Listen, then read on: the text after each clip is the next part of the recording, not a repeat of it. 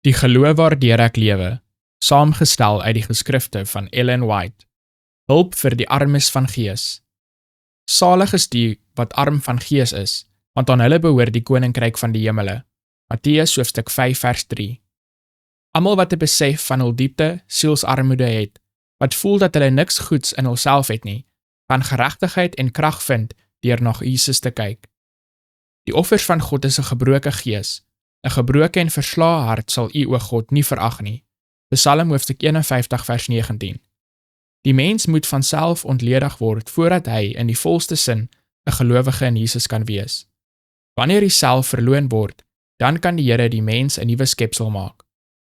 Wanneer die mens teen 'n heilige en barmhartige God gesondig het, kan hy geen koers so edel volg as om opreg berou te toon en sy foute in trane en bitterheid van die siel te bely nie.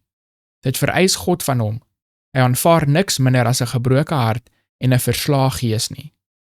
Die trotse hart streef daarna om verlossing te verdien, maar beide ons titel vir die hemel en ons geskiktheid daarvoor word gevind in die geregtigheid van Christus.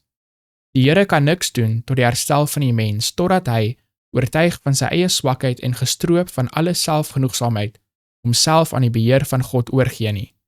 Dan kan hy die gawe ontvang wat God wag om te skenk. Van die siel wat sy behoefte voel, word niks weerhou nie. Hy het onbeperkte toegang tot hom in wie alle volheid woon. Die enigste rede waarom ons dalk nie vergifnis van sonde van die verlede het nie, is dat ons nie bereid is om ons trotse harte te verneder en aan die voorwaardes te voldoen nie. God is baie jammerlik, want hy verstaan ons swakhede en ons versoekings, en wanneer ons na hom toe kom met gebroke harte en berouvolle geeste, hy aanvaar ons bekering en beloof dat, soos ons sy krag aangryp om vrede met hom te maak, ons vrede met hom sal maak. O, watter dankbaarheid, watter vreugde behoort ons te voel dat God genadig is.